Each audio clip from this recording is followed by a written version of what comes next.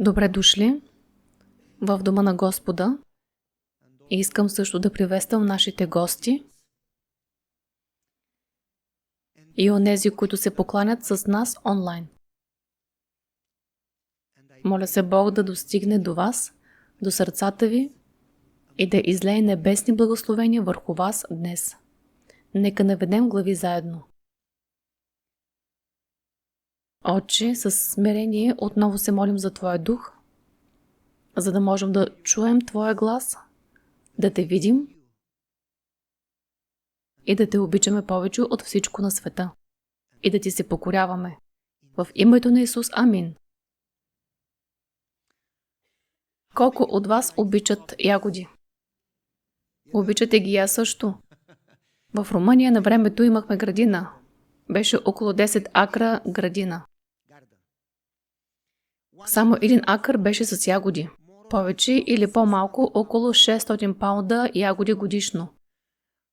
Не мога да ви разкажа историята, защото ще се смеете безкрайно и не е подходящо да разкажа от амвона.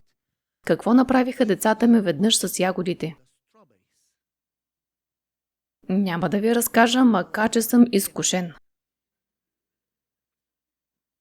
Използваха ягодите, за да боядисат къщата, но има и още. Просто не искам да ви го казвам сега. Обичахме ягодите.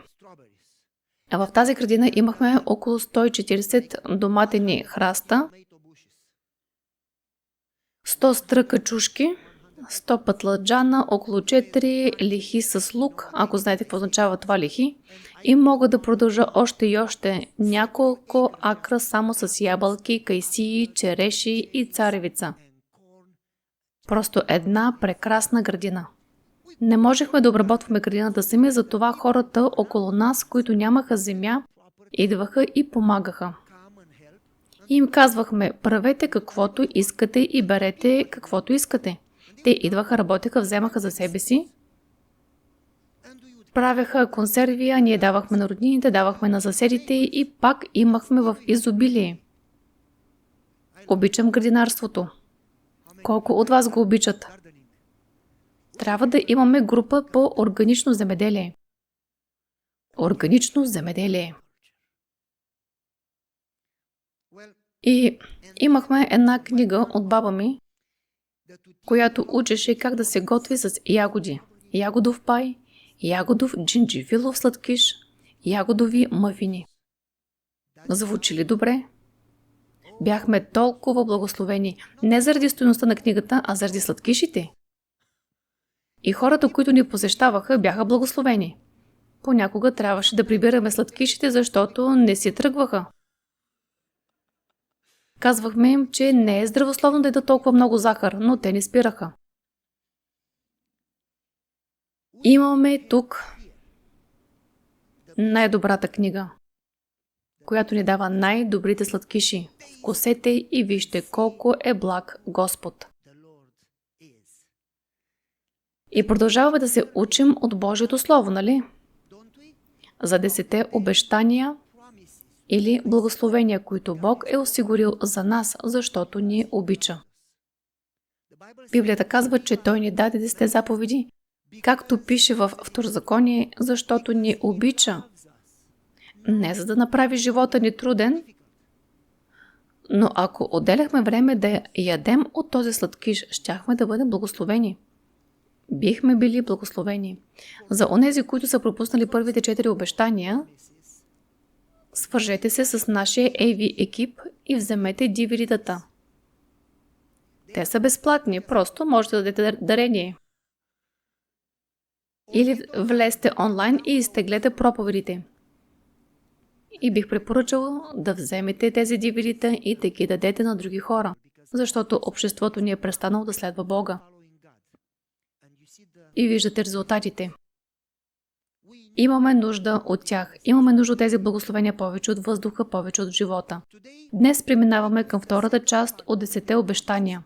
Първите 4, които бяха написани на първата плоча, са за нашето взаимоотношение с Бога. Следващите 6 са за нашето взаимоотношение с съседите и с другите. Днес ще разгледаме втората секция. Втората секция – петото обещание. Петото послание от тази серия, наречена да влезем в Неговото присъствие, да приемем Неговите благословения. Петото обещание е също благословение. Отворете Библията си с мене на Изход 20 глава, 2 стих. Изход 22. Ако нямате Библия, ще ги видите пред вас на пейките. Почитай баща си и майка си, за да се продължат дните ти на земята, която Господ твоя Бог ти дава. Ако живеехме в един съвършен свят със съвършени родители, които се държат съвършено в едно съвършено общество със съвършени деца, щеше да е лесно съвършените деца да се покоряват на съвършените родители. Разбирате ли? Но за съжаление този свят не е съвършен. Нашите родители не са съвършени, децата не са съвършени. Освен мен, никой не е съвършен. И в това общество е доста трудно да почиташ някого, който е несъвършен. Искаме хората да бъдат добри, за да ги почитаме, нали така? Но Библията не казва почитай съвършените си родители. Не казва дори почитай родителите си, ако са добри. Просто казва почитай родителите си. Сега, родители, трябва да ми дадете много бобени зърна за днешното послание. Предупреждавам ви, че слушането на това обещание може да е полезно за някой от нас. Но ако се задълбочим в същността на обещанието и ако пожелаем да живеем според това, което Бог казва, ще живеем с чест и ще бъдем благословени. И нека започна като ви кажа какво не казва това обещание. Обещанието не казва да правите това, което родителите ви искат да правите. Чухте ли ме? Ще ви дам пример. Един пастор ми разказа история. Той отишъл да посети младежки поправителен дом и говорил за това, че Бог е нашият отец. И после попитал едно от децата там, разкажи ми за баща си. А момчето казал, мразя баща си. Защо? Ами той ограбя магазин и докато крадеше, имаше пистолет, но искаше аз да стоя отвън и да наблюдавам дали някой идва. Дойде полицията, арестувани и двамата. Татко е в затвора, аз съм тук.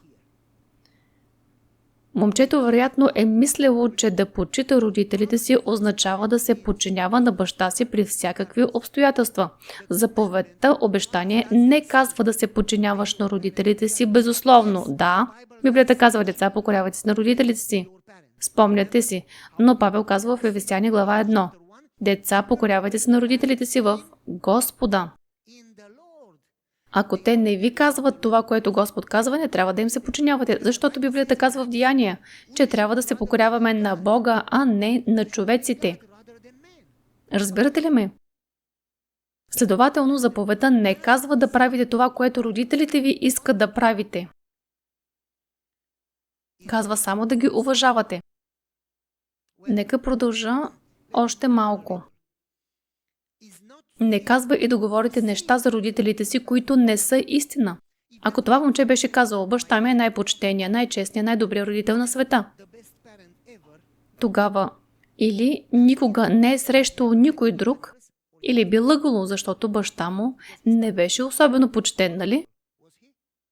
Заповедта не изисква да правите това, което родителите ви казват, и не изисква да казвате неща за тях, които не са честни или не са истина. Тогава какво казва заповедта? Какво иска Бог от теб и от мен? Дали е важно изобщо? И така, за да разберем обещанието, трябва да отидем при първата дума. Почитай. Почитай баща си и майка си. А думата почитай на иврит е кабат и може да се преведе по 7 начина. Колко?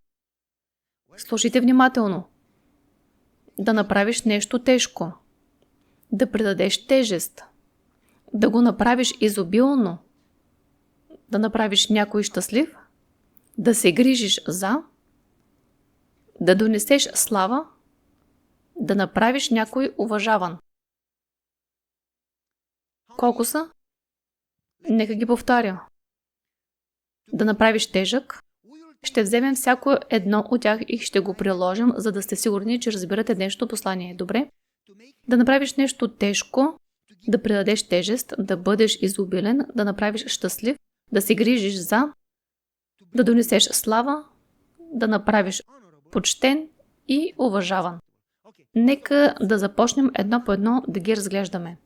Първо, да направиш тежък. Това не означава да ги направите дебели. Не говори за това да ги храните толкова, че да станат тежки. Нека ви обясня какво означава. Когато бях дете, обичах риболова и все още го обичам. И ходих да ловя риба с приятели. От малък ходих да ловя риба. И майка ми ме викаше, наричаше ме Луко. Луко, ела, време е за обяд. Аз бях там до язовира. Рибите могат да те чуят. Остави ме на мира. Хайде, идвай.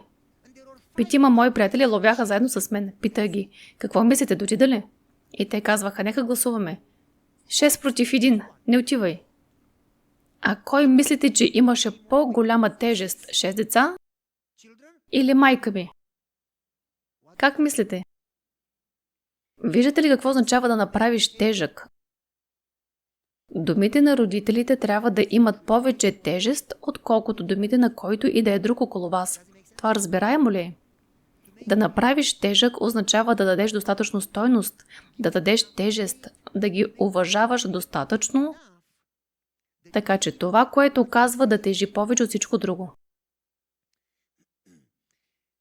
Друг превод, втори начин да се преведе е да направиш изобилен.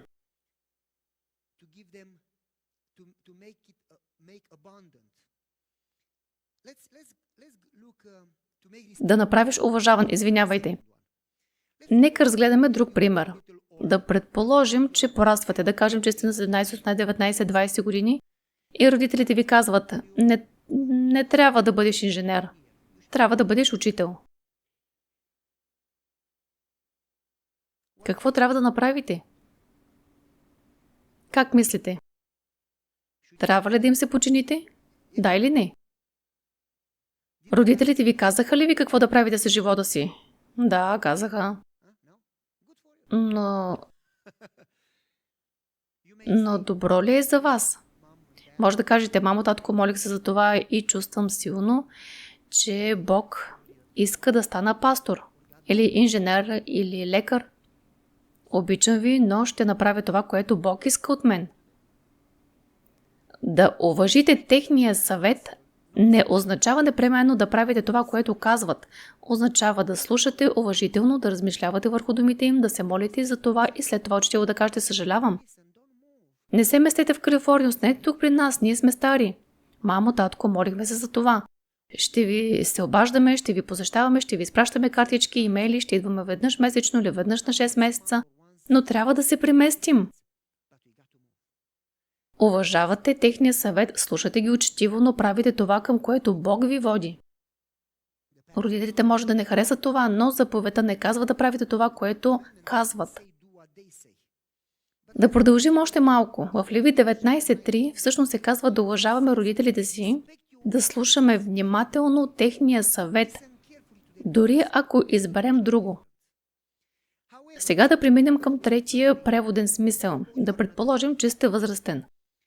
Преводът е да се грижиш за. И нека да предположим, че имате възможности, а родителите ви са в нужда.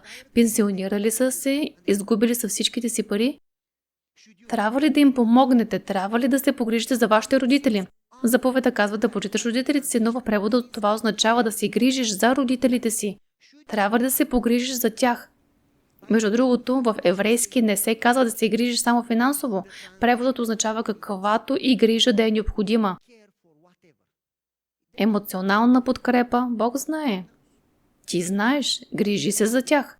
Исус говори за това. Исус разбираше заповедите, защото имаше една традиция в еврейско време, наречена Курбан. Знаете за какво говоря?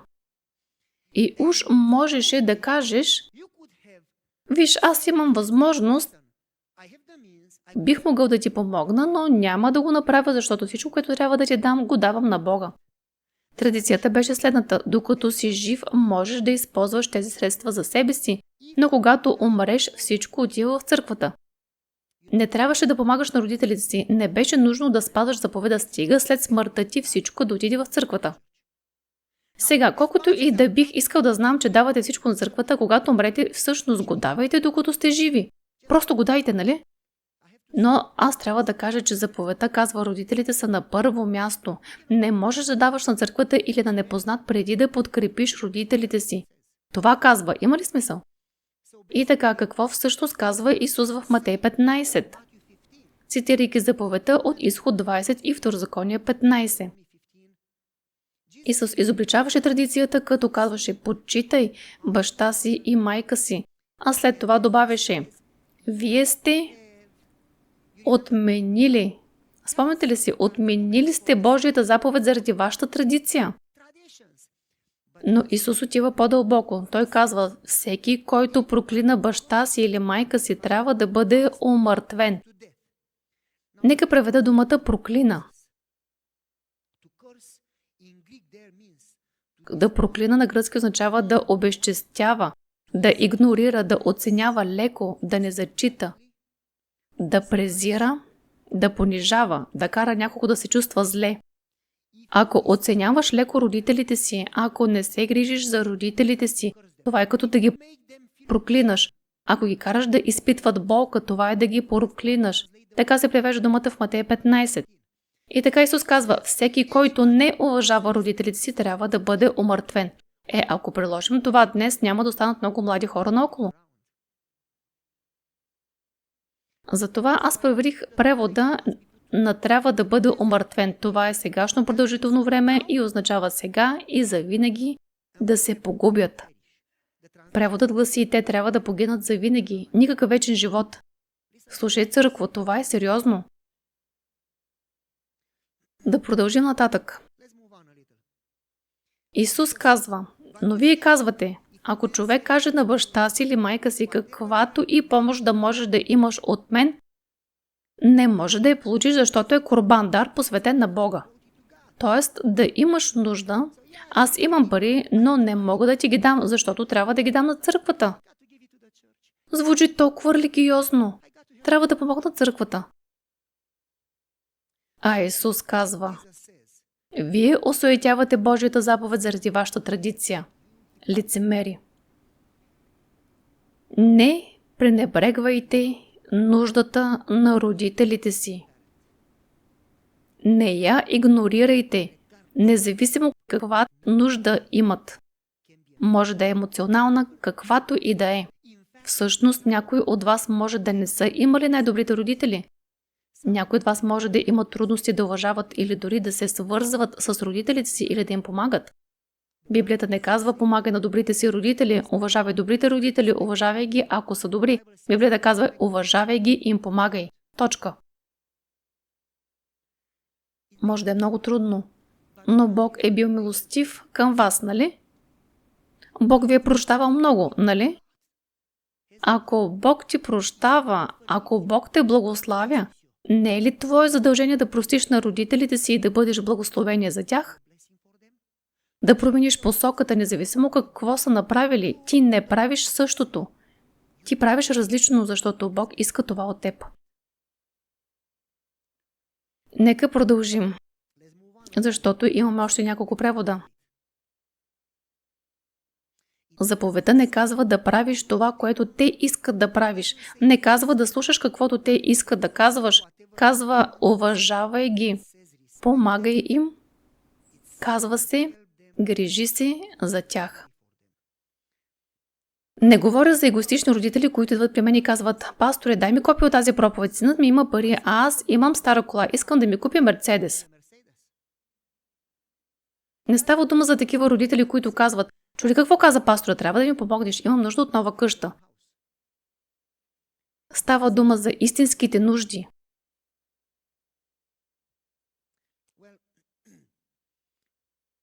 И така, почитай баща си и майка си. Да преминем към следващото.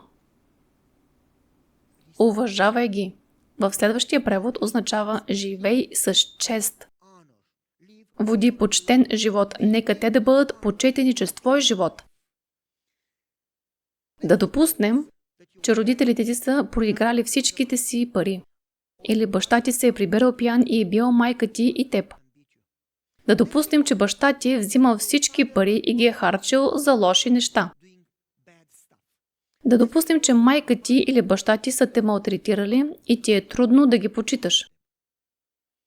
Библията казва, че като живееш почтенно, като не правиш това, което баща ти е правил, ти им носиш чест. И дори един лош родител, когато живееш ти почтено, ще се радва и ще бъде почетен. Например, в Притчи, 23 глава, 24 се казва, че дете, което живее честно, носи радост и благословения на родителя. Ако живееш честно, носиш чест на родители, които не я заслужават. Следващия превод. Подкрепяй ги. Подкрепяй семейното име. Нека ви преведа малко. Има един цитат, който казва, че когато живееш почтенно, ти поддържаш репутацията и доброто име на семейството. Правиш ги горди. Синът ми е в медицинско училище. Синът ми има само шестици. Синът ми работи упорито. Синът ми ходи на църква и участва в мисионски пътувания. Знаете ли как ме кара това да се чувствам? Синът ми се обади и каза: моли се за мен, имам петица, мразя петиции, трябва да я поправя. И аз му казах: как получи петица? Но сега имаше само шестици. Ще я поправя, каза той. И след като затворих телефона, казах на Дана: той има петица и е разстроен, всички други оценки са шестици. Чувствам се добре. Карай ги да се чувстват горди от теб. Както ти искаш твоите деца да правят, както децата искат техните деца да правят и така нататък. Всъщност заповедта е в императив. Почитай родителите си и условие за благословение, което следва. Да продължим още една стъпка. Почитай родителите си. В еврейски се отнася и за Бога. Бог ни е дал родителите да го представят, независимо дали са успели или не. Помни, ти представяш Бога пред децата си. Държи се както Бог се държи. Не обезчестявай Бога, не представяй Бога погрешно чрез поведението си. Понякога чувам родители да казват: трябва да направя това, за да знае, че го заслужават. Дали Бог прави това с теб, когато заслужаваш наказание? Твоето поведение трябва да е каквото е Божието отношение към теб. Ако искаш те да имат добра представа за Бога, почитай Бога чрез поведението си. Представяй Бога правилно. Издигай Неговото име и благодат пред децата си. Като почиташ Бога, който в крайна сметка е твоят истински отец, твоят родител, ти изпълняваш заповедта и можеш да бъдеш благословен. Но искам да спра на последната част, защото тя е най-важната. Това е единствената заповед, казва Павел, която има благословение. Слушайте, в Ефесяни 6.2 почитай баща си и майка си. И какво е благословението? Какво е? За да се продължат дните ти на земята, която ти дава Господ твоя Бог. Погледнах превода. Да бъдат дните ти дълги. На еврейски не се казва така. В еврейски е сегашно продължително време. Отнася се до две неща. Сега ще имаш по-добър живот и по-дълъг живот. Но преводът казва: слушайте внимателно. Дните ти да бъдат непрекъснато удължавани, непрекъснато продължавани. Ние нямаме живот. Бог е животът. И ние имаме живот, когато Той ни дава живот. Когато почиташ родителите си, Той продължава да ти дава живот и вечност. Ако почиташ родителите си, Той непрекъснато ще удължава живота ти. Разбирате ли? Това е смисълът, за да бъдат дните ти да бъдат продължени от Бог. Добре, разбирам как работи това в небето, но как работи сега? Как може животът ти да бъде по-добър и по-дълъг, ако почиташ родителите си? Каква е връзката? И така помислих за 3 начина. Първия начин. Когато правим това, което е погрешно, нямаме мир. Когато правим това, което е правилно, имаме радост. А Библията казва, че веселото сърце благотворно лекарство, а тъжното изсушава костите. Не е ли така? Позволете ми да обясня. Когато избирам да се покоря на Бога, да уважавам родителите си, да ги обичам и да ги почитам, тогава имам щастлив живот, защото правя правилното и имам добри отношения с тях. Имам мир. Когато имам мир, имам радост. А когато имам радост, живея по-дълго. Не знам дали ви звучи логично, но това е единия начин. Но втория начин – родители и деца имат особен тип връзка. Когато децата са малки, са като маймунки. Те не правят това, което чуват, а те правят това, което виждат. Психологията го казва ясно. Това, което показваш на децата си, е най-вероятно, което ще правят. Средата, в която израстват, е тази, която изгражда характера им. Така че, ако почиташ родителите си, твоите деца ще видят това и е много вероятно, когато пораснат, да почитат теб. Има ли смисъл? Ще ви дам пример. Когато бях дете, моята леля беше млада. Бяхме заедно вкъщи и говорихме. Баба ми удари майка си, моята прабаба, защото нямаше уважение към нея. А леля ми каза, тя го заслужава и тя така правише на мама. Баща ми отговори, никой няма право да вдига ръка или глас на родителите си, това е неправилно. Прабаба ми почина, баба ми остаря и моята леля започна да бие собствената си майка. Тази, която биеше, стана тази, която бяха били.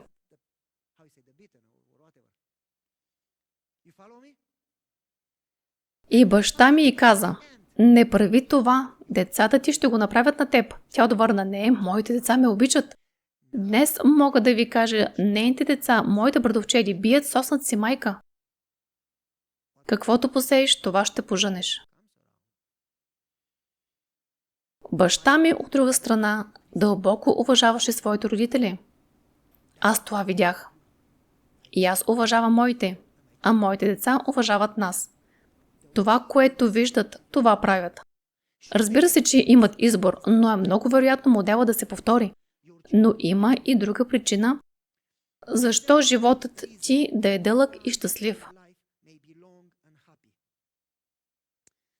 Това е сегашно продължително време и се казва, че Бог ще продължава да удължава твоя живот. Защото Бог толкова възлюби света, че даде своя син, за да не погине нито един, който вярва в него, но да живее колко дълго? Колко дълго? Вечно. Нека да кажа това. Чуйте внимателно, църкво. Начинът, по който се отнасяме към родителите си, засяга нашето вечно спасение. Начинът, по който се отнасяме към нашите родители, засяга нашето вечно спасение. Ако почитаме нашите родители, Бог ни обещава не просто няколко години на тази земя, но вечен живот. И Библията в превод казва, че ако не почитаме нашите родители, ще бъдем погубени. Дори няма значение дали те са добри или лоши, може да ви е трудно да правите това. Каквото те ви казват, не го правете, ако е срещу Бог. Може да ти е трудно да кажеш добри неща за тях, намери нещо добро. Ами никога не са изневерявали един на друг. Ако това е вярно, похвали ги за това. Бяха трудолюбиви. Ако това е вярно, похвали ги за това. Намери нещо добро в техния живот и ги почитай за доброто в тях. А ако няма нищо добро, обичай ги такива каквито са. Не трябва да се съгласяваш с тях, но трябва да ги обичаш. Обичай ги каквито са. Както Бог обича теб, такъв какъвто си. И повече от това, почитай ги със собствения си живот, така че те да се радват, когато виждат, че живееш по-различен, че носиш почит на техните имена. Имах някои срещи с църковни членове не непременно тук, които ми разказваха за преживяванията си с родителите си и казваха, как бих могъл изобщо да говоря с тях отново. И всеки път откривам, че тези хора, които имат трудности да се свържат с родителите си, са хора, които никога не са преживели любов. Никога не са разбрали любовта, никога не са получили благодат и все още те продължават да се борят. Ако разбираш Божията благодат, няма да имаш проблем да проявиш благодат към хора, които не я заслужават. Много пъти децата, които не почитат родителите си, го правят, защото самите те се борят, те имат проблем. Спомням си една история за една жена, която каза, родителите ми живеят еди къде си в Аризона. И тя каза, баща ми е с напълно развита болест на Алцхаймер. Той е забравил името си, забравил е къде живее. Мисли си, че има малки хора, които влизат през прозореца или през ключалката на вратата и крадат от къщата ни. Затова той залепил тиксо по прозорците, по дупките, по ключалката, навсякъде. Тиксо, навсякъде, за да спре малките хора да влизат. А после тя каза, майка ми има диабет до такава степен, че не може да ходи. Баба ми се храни в леглото и боболечки идват да ядат остатъците. И тя каза, отидах да ги посетя в неделя. И каза, имах много неща за вършене. Бях толкова заета, но просто отидах да посетя майка си, баща си и баба си. Тя каза, трябваше да измия туалетната, защото те просто я пропускат, когато излизат, а понякога и ние пропускаме, когато отиваме там. Трябваше да измия туалетната, трябваше да чиста банята, трябваше да мия съдовете, трябваше да заредя няколко перални, трябваше да пера спалното бельо, трябваше да готвя, трябваше да направя това и онова. И тя каза, изпаднах в депресия. Уморих се, бях уморена. Всичко беше в безпорядък. И тогава каза, хрумна ми, че аз им давам един единствен ден в сравнение с хилядите дни, които те са ми дали, когато бях дете. И тя каза, след като приключих с готвеното, пазаруването, всичко и почистване, седнахме и ядохме заедно. И тя каза, баща ми имаше момент, в който ме погледна и каза, дъще, ти дойде да прекараш време с нас. Благодаря ти. А после майка ми дойде и ме прегърна и каза, о, толкова е хубаво, когато идваш. И тя каза, в този момент всичката жертва си заслужаваше. Позволете ми да ви разкажа подобна история. Прабаба ми, тази, която беше бита от дъщеря си, прабаба ми се обаждаше, а тя живееше на село на около 35 км. Това е около 18-20 мили, повече или по-малко, не знам, а вие го изчислете. Тя ми се обаждаше и казваше, ще ми донесеш ли урока за съботното училище? Аз нямах кола, бях млад, бях на около 16-17 години. Взимах колелото. Когато караш 18 мили с колело, а всичките ти приятели те чакат да играете в футбол, не е забавно да отидеш при прабаба си. Но аз отивах. Разбира се, тя приготвяше най-хубавата супа на света. И беше вкусна. Повярвайте ми, макар че не беше от зелен фасол.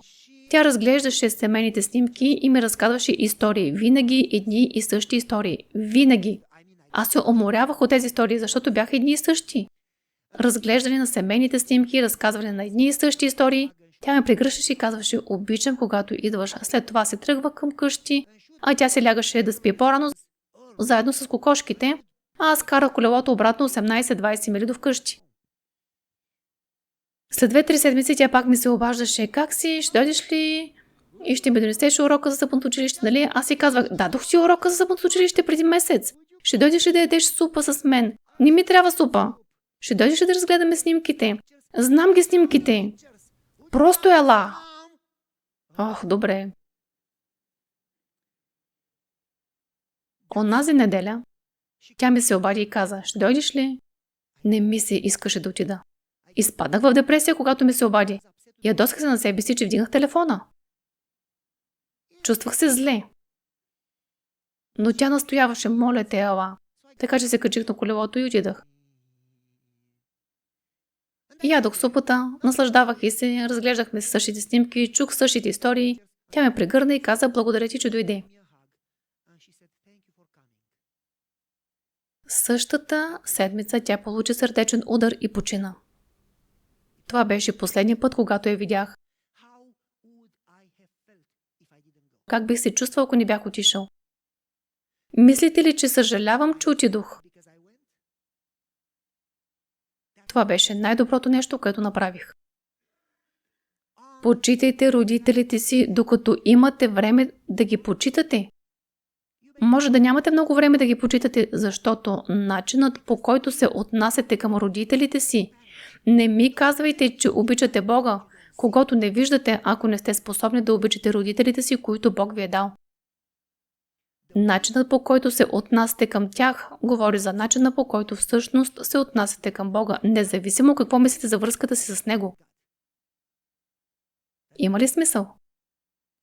Почитайте ги, защото начинът, по който се отнасяте към тях, влияе на вашето вечно спасение. Нека се помолим. Отче небесни, благодарим ти много за това обещание, че когато почитаме родителите си, имаме по-добър живот. Имаме мир, имаме радост, но също така получаваме вечен живот, за да го прекараме с теб. И вярваме, че това е обещание, че то е положително, че носи благословение, радост и живот. И ние искаме не само да почитаме родителите си, но чрез начина, по който се отнасяме към тях, да почитаме теб, защото ти си нашия Отец.